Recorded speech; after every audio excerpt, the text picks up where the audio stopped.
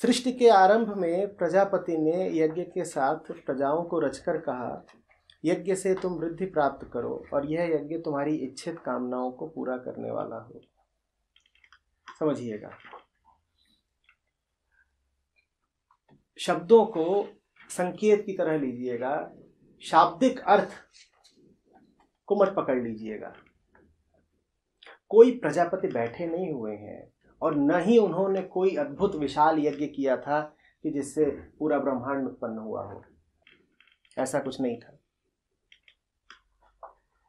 इतना ही कहा जा रहा है कि प्रजापति, ईश्वर, सत्य, केंद्र जो भी कुछ करता है वो यज्ञ स्वरूप होता है।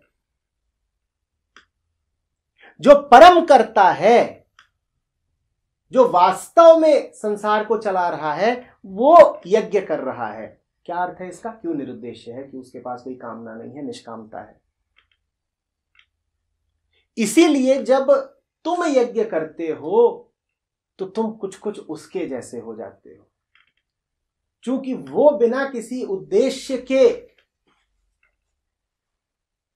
इस खेल में प्रवृत्त है।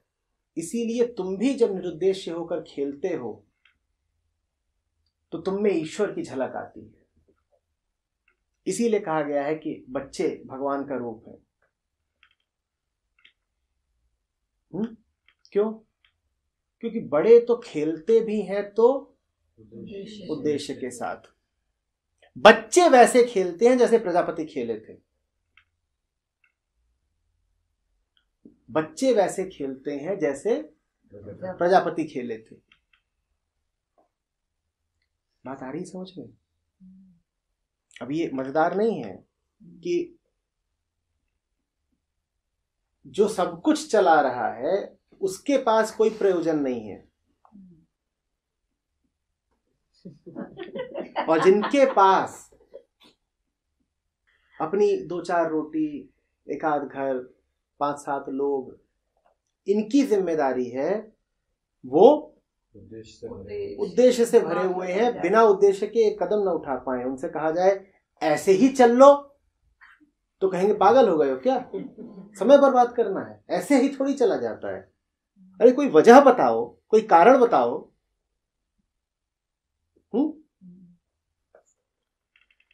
सृष्टि के आरंभ में प्रजापति ने यज्ञ के साथ प्रजाओं को रचकर कहा, जो कुछ भी रचा गया है वो किसी लिए नहीं रचा गया है।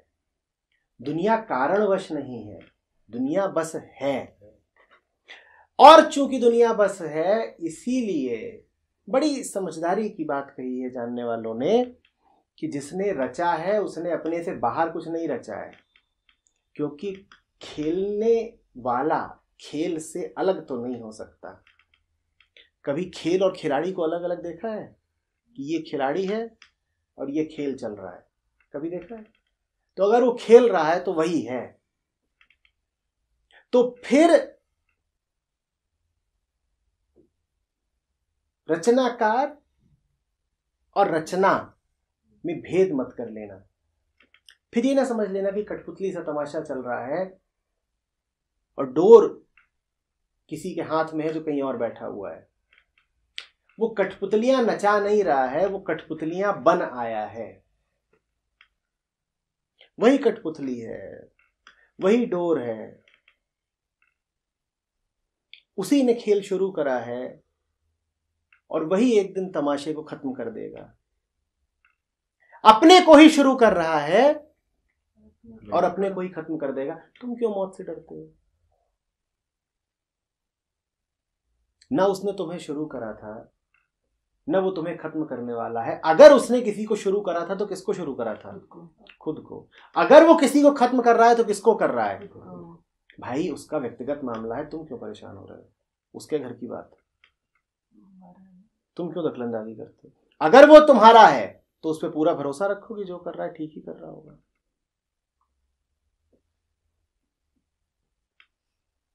चीज उसकी, सामान उसका, माल उसका, दुकान उसकी। भाई वो बेचे कि जला दे वो जाने, तुम क्यों उछले जा रहे हो?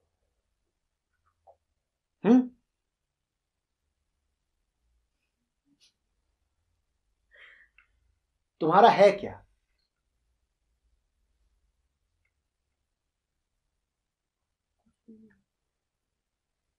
कुछ आपका है, इसके लिए कुछ शर्तें होनी चाहिए ना। आप कब दावा कर सकते हो कुछ आपका है? सही सही बताइए, आप कब दावा कर सकते हो कि कुछ आपका है? अभी बताइए।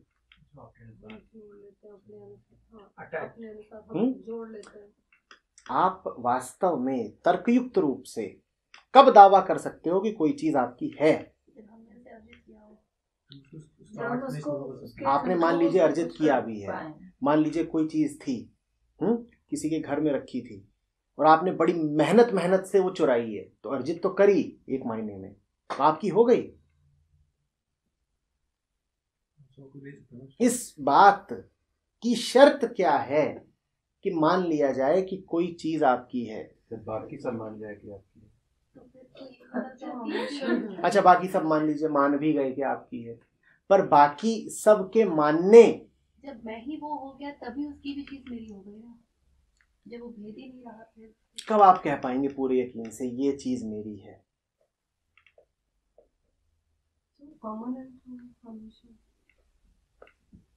जिस पर आपका अधिकार तो हो, जो कोई आपसे छीन तो न ले जाए। अधिकार हो तो ही तो कहोगे ना आपकी है। ये यूं ही कुछ चलती फिरती चीज दिख जाएगी, पसंद आ रही तो कह दोगे आपकी हो गई? जवाब दीजिए। चलते फिरते कुछ दिख गया और आपको पसंद आ गया तो आपका हो गया? जिस चीज का पक्का है कि आपके पास तो रहनी नहीं है, वो आपकी होगी? कोई वजह है उस पर दावा ठोकने की?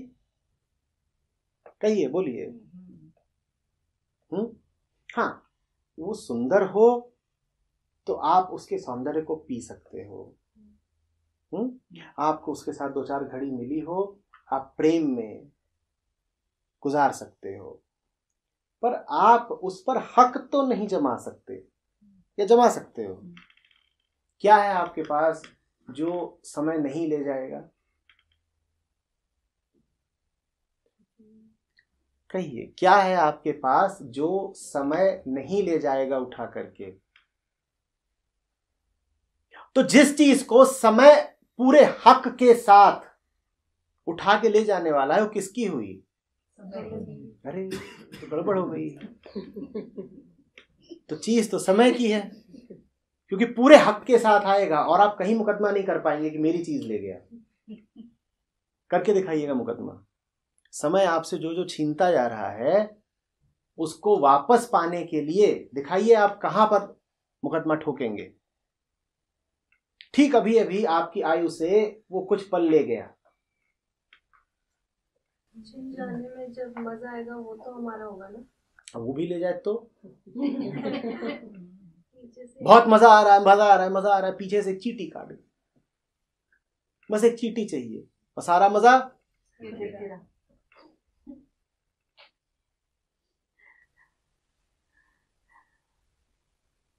तो किस बात की खुशी मनाते हो, किस बात का दुख मनाते हो? यज्ञ परम बुद्धि का काम है। यज्ञ का मतलब है मैं कुछ कर ही नहीं रहा। यज्ञ का अर्थ ये नहीं है कि जो अपना था तुझे दिया। यज्ञ का अर्थ है मेरा था ही नहीं तो मैं यज्ञ करते हुए भी कुछ नहीं कर रहा, क्योंकि अगर मैं ये भी कहूं कि तुझे दे रहा हूं तो उसमें इतना तो अधिकार भाव है ही कि अभी तक मेरा था। भेद भी है कि किसी और को दिया। अभी तक तो मेरा था, अब मैंने तुझे दिया। यज्ञ वास्तव में अकर्म है। आपकी चीज थी, आपके ही पास है, तो फिर मैं क्या कर रहा हूं? मैं सिर्फ अपने इस भ्रम को तिरोहित किए दे रहा हूं, अग्नि समर्पित किए दे रहा हूं, भस्म किए दे रहा हूं कि मैं हूं या मेरा था। क्योंकि मेरा कुछ हुए बिना मैं हूं की भावना भी टिकेगी नहीं। आप समझ रहे हैं? चीजें आप देने लग गए यज्ञ में तो कुछ नहीं दिया, क्योंकि चीजें आप पहली बात तो सारी दोगे नहीं। ये भी एक चीज है ना, चीज देने के लिए ये चीज तो बची रहनी चाहिए, तो इस चीज को तो बचा ही लोगे। बाकी चीजें दे दो, उसके लिए एक चीज तो बचाओगे। कौन सी चीज? जो दे। तो चीजें सारी दे भी नहीं पाओगे। चीजें नहीं दी जाती, वस्तुओं का दान नहीं किया जाता, वस्तुओं को होम नहीं किया जाता। इस भावना को, इस भ्रांति को होम किया जाता है कि मेरा कुछ है। ये भावना, ये जलती है, ये जल उठती है, वही चित्त की शुद्धि है। जब हमारा कुछ है ही नहीं तो फिर हम समर्पण भी क्या कर रहे हैं? तो समर्पण आप इस भ्रम का कर रहे हो कि आपका कुछ है। भ्रम का ही बस सिर्फ भ्रम का ही समर्पण हो सकता है। तुम्हारा कुछ है ही नहीं, बिल्कुल नहीं। तुम कहीं से किसी की कोई चीज उठा लाओ और उसको लौटाने जाओ, फिर बोलो महादान किया, तो ये कोई बात है? तो भ्रम भी हमारा नहीं है। भ्रम तुम्हारा नहीं है, भ्रम तुम हो। ये भ्रम हमें हो कैसे जाता है? जब गौर से देखोगी कैसे हो जाता है, तब नहीं रहेगा। गौर से न देखने को ही भ्रम कहते हैं। आप देखिए तो कि भ्रम कहां से आया, और तब बताइए कि भ्रमित है क्या। भ्रमित आप तभी तो हैं जब भ्रम को देख नहीं रहे हैं। तो बस मिल गया जवाब जी। जैसे भलाई या गुडनेस या काइंडनेस, ये किस कैटेगरी पे है? कुछ भी नहीं, कुछ भी नहीं। असल में इसका उत्तर भी आगे के एक श्लोक में है। मुझे लगता है हम वहां तक पहुंच ही गए हैं। अभी इसको ही पूरा कर लेते हैं। यज्ञ से तुम वृद्धि प्राप्त करो और यह यज्ञ तुम्हारी इच्छित कामनाओं को पूरा करने वाला हो। वृद्धि और इच्छित कामना शब्द पर गौर करिएगा।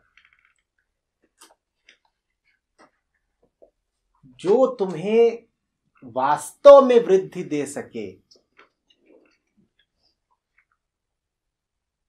वो तुम्हारे द्वारा स्थापित, तुम्हारे द्वारा रची गई कोई चीज नहीं हो सकती।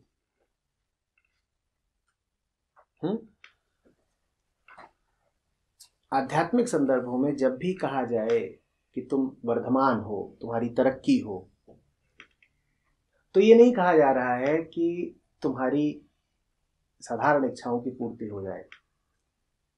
हालांकि लगता ऐसा ही है। कह दिया जाता है जुग जुग जियो, कह दिया जाता है तुम्हारी सारी हसरतें पूरी हो ना। जब कृष्ण बता रहे हैं कि प्रजापति ने प्रजाओं से कहा कि यज्ञ के माध्यम से तुम्हारी वृद्धि होगी और तुम्हारी कामनाएं पूरी होंगी, तो वो साधारण वृद्धि की बात नहीं कर रहे हैं, वो उस वृद्धि की बात कर रहे हैं जो ना कुछ को कुछ बना देती है।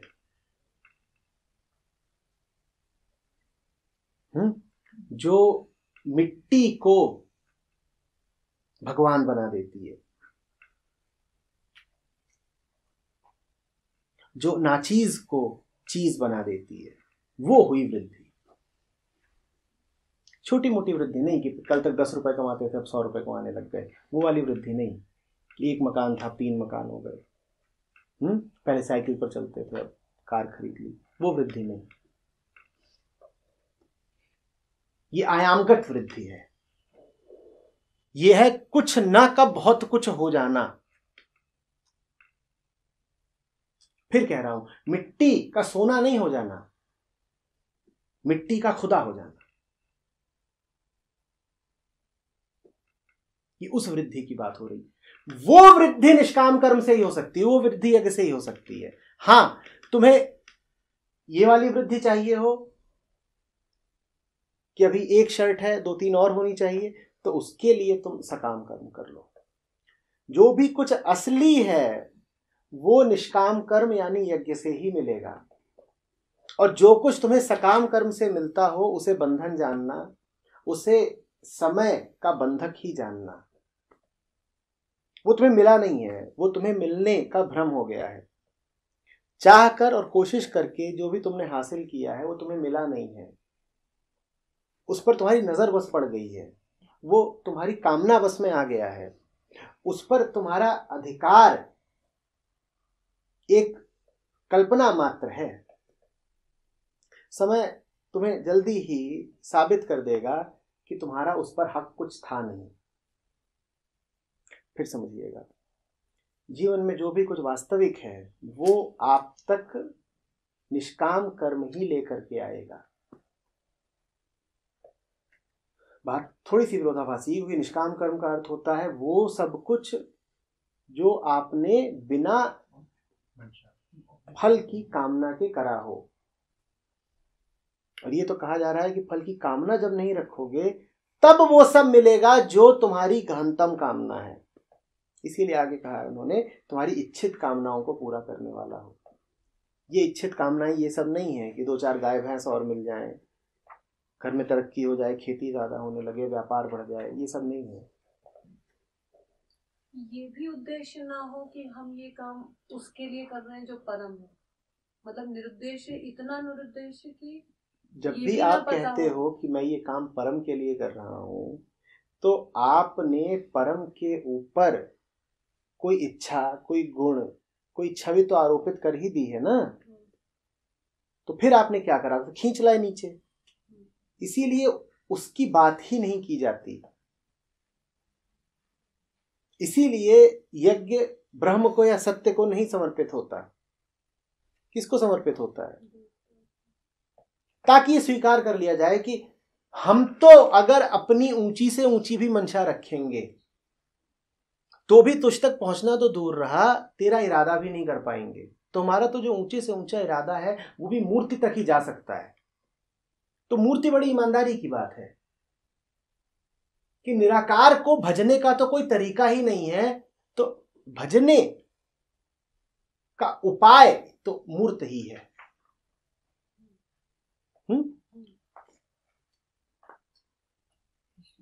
इच्छित कामना समझ रहे हैं?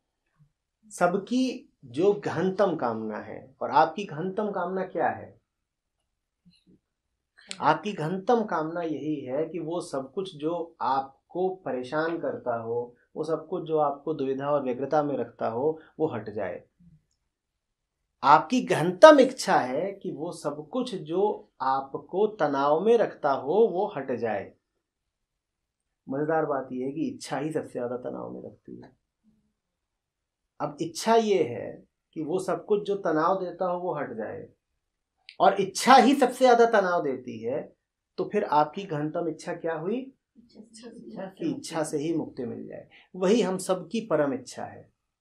हम सब चाहते ही यही हैं कि चाहने से छुटकारा मिले, और चाहने से छुटकारा तभी मिलेगा ना जब कुछ ऐसा मिल जाए जो इतना बड़ा हो, इतनी परिपूर्ति देने वाला हो कि लगे कि अब और कुछ नहीं चाहिए, कि लगे अब कुछ मिले या कुछ छूटे, बात बराबर चल रही है, फर्क नहीं पड़ रहा। अब पाने और गंवाने का हमारे अंतःस्थल पर कोई प्रभाव नहीं पड़ता। पाना गंवाना चलता रहेगा, ठीक वैसे जैसे अर्जुन से कृष्ण कह रहे हैं कि कर्म चलते रहेंगे। जब कर्म चल रहे हैं तो पाना गंवाना भी चलता ही रहेगा, लेकिन उस पाने गंवाने से अछूता भीतर कोई बहुत पवित्र स्थान रह जाएगा। एक ऐसी जगह जहां पाना गंवाना कोई मायने ही नहीं रखता।